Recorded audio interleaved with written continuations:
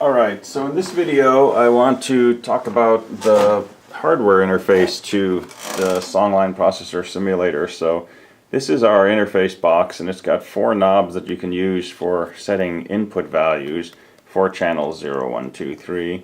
And it'll also monitor up to 6 output channels, and you can choose which output channel you want to look at by using this selector knob. And the channel you've chosen, the value coming out on that channel will be displayed up here, 0 to 5 volts nominally. There's an attention button for ending the program, and there's also a set of barrier strips on the back that we can use to connect external sources and monitors to the input and output of the system. This whole thing is really just an interface that takes the place of the GUI that we used in the previous videos to set input values and monitor output values. The whole thing is connected through a USB port to a Unix box, and the Unix box runs the actual simulation software. So I'm going to start off in my usual directory, cm3g, and I'm going to source my setup file. For you this is setup-bash, but I'm on C shell here. That creates a series of symbols for us. The main thing we need to do next is look at /dev. There should be a file, tty, it's usually USB 0 after you plug this box in. It might be USB 1 or 2. Normally it's 0. We want to make sure that this is accessible by us. Normally it's owned by root. So I'm going to change the permission of that to 777 so that everybody has access to that. So now it's read write executable by the world. That's me.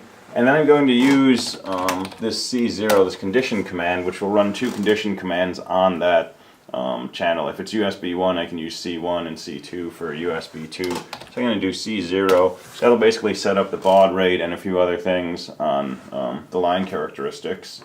And now we're basically ready to go ahead and interface with this box. So I'm going to go into my work area, and I'm going to work with my D flip-flop code.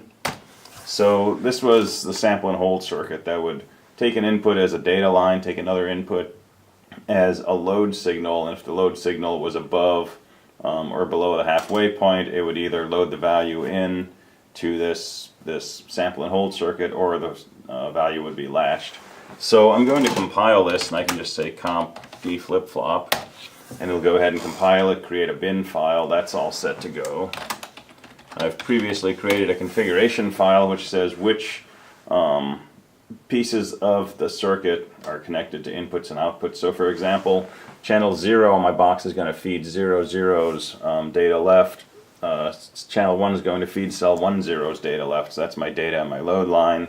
And then DQ is going to come out on, DK from 01 is going to come out on channel 3. That's the Q output, the actual sampled value.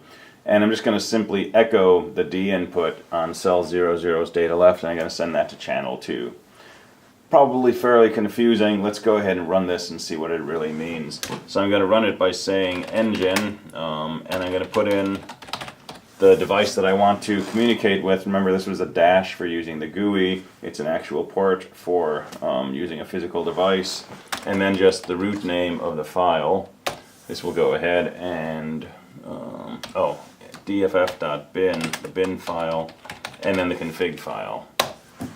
So this will go ahead and load in the information. It'll start showing us some output down here that we don't really need to worry about. And it also gave us a summary of the input and output channels. But let's look at our interface box here. So right now I'm monitoring channel 2. Channel 2 is an echo of the D input, and the D input is coming in on channel 0. So as I change channel 0, we see that the value is reported on the output. So it can go from 5 volts down to 0 volts. If I switch over to channel 3, this is the sample and held input. So right now my gate input is down at 0, so it's basically ignoring my D input. But if I raise the gate input above the 50% mark, now the output value is tracking my input. And I can load a particular input value in, and then if I drop my gate, now that value is held into the flip-flop and the input channel has no effect. And if I raise the gate level again, the output will begin to track my D input, and I can store a different value, drop the gate, and now that new value is stored inside the device. So that's just a simple example of a D flip-flop sample and hold circuit using the interface board. And if I hit the attention button, you'll see on the screen that the simulation ends. It comes back to a prompt, and we're done with that.